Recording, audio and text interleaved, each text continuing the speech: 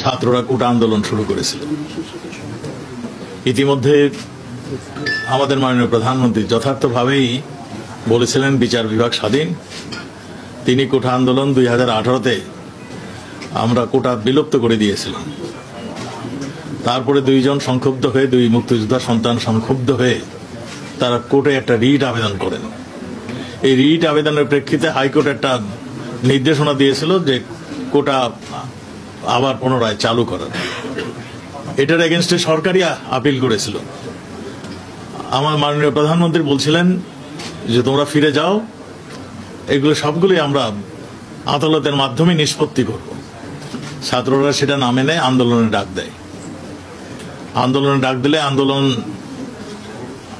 আমরা দেখলাম আন্দোলনটা একটা সহিংস আন্দোলনে পরিণত হলো।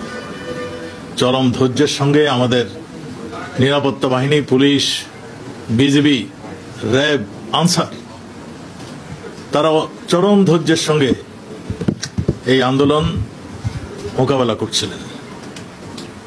আমরা এই আন্দোলনের নিষ্ঠুরতা আমরা দেখেছি, আমরা এই আন্দোলনের বর্বরতা দেখেছি, এই আন্দোলনের ধ্বংসলীলা আমরা দেখেছি। আমরা দেখেছি সেতু ভবন পুড়িয়ে দেওয়া, বিটিভি আমাদের বাংলাদেশ টেলিভিশন যেখানে আমাদের শতবর্ষের একটা আর্কাইভ ছিল সেইটা বিনষ্ট করে দেওয়া। আমরা দেখেছি আমাদের ত্রাণ মন্ত্রণালয়ের একটি অফিস পুড়িয়ে দেওয়া, যার উপরে ইন্টারনেটের ব্যবস্থাগুলি ছিল সেইগুলি ধ্বংস করে দেওয়া। আমরা দেখেছি মেট্রো রেল, আমাদের স্বপ্নের গর্বের জিনিসটা, সেখানে আঘাত করা, আমাদের এলিভেটেড এক্সপ্রেস আঘাত করা। আমরা দেখেছি থানা ভবন অ্যাটাক করা।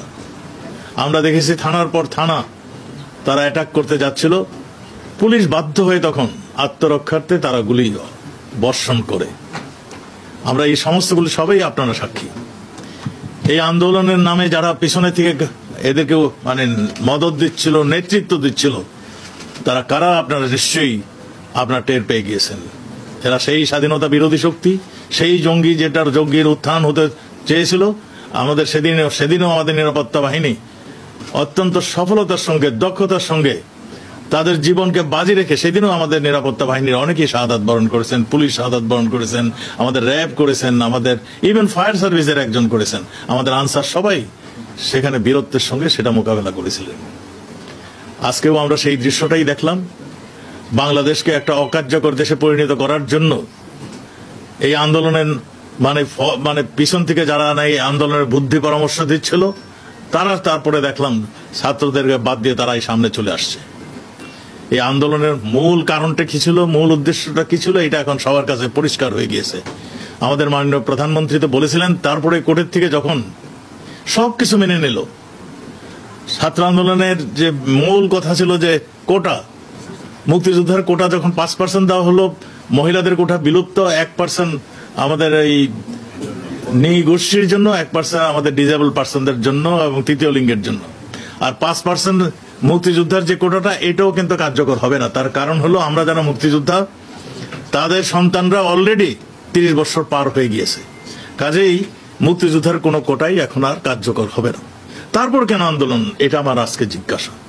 আন্দোলন, তারা যে আন্দোলন চেয়েছিল সেই আন্দোলন কিন্তু তাদের দাবি সব মানা হয়েছে। তাদের আর যে 2-1টি দাবি তারা করেছেন, আমাদের মাননীয় প্রধানমন্ত্রী, তিনি জননেত্রী শেখ হাসিনা শুধু আমাদের নেত্রী নয়, সারা বিশ্বের নন্দিত নেতা।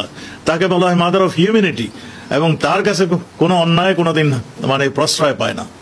আমরা তিনি যখন বলে দিয়েছেন, তারপর আমরা দেখলাম এই সহিংসতা চলছে, এই বর্বরতা চলছে। আপনারা পুলিশের উপরে যে অত্যাচারগুলি হয়েছে সেগুলি আপনারা হয়তো দেখেছেন। আমাদের এখানে আপনাদেরকে জানানো উচিত, এই জন্যই আমরা দেখেছি পুলিশকে টার্গেট করে করে ঘোষণা দিয়ে দিয়ে কার বাড়িতে পুলিশ আছে সেই পুলিশের বাড়ি নির্ধারণ করে সেখানে অ্যাটাক করার আমরা দৃশ্য দেখেছি। পুলিশের এই যে এখন আমাদের আইজি মহোদয় বললেন, পুলিশের একজন শিশুপুত্র, তাকে পর্যন্ত তারা মানে করতে মায়ের থেকে বাদ দেননি। পুলিশ সদস্যকে মেরে গাছে লটকিয়ে রেখেছে, সেই দৃশ্যটা আপনারা দেখেছেন। ফাঁসি দিয়ে গাছে লটকিয়ে রেখেছে। আপনারা আমাদের জাহাঙ্গীর, সাবেক মেয়র গাজীপুরের, তাকে হত্যার উদ্দেশ্যে সেদিন মানে হত্যাই হয়ে যেত সেইখানে যদি পুলিশ সময় মতো না যেত। তার পিএসকে হত্যা করে ঠিক একইভাবে গাছের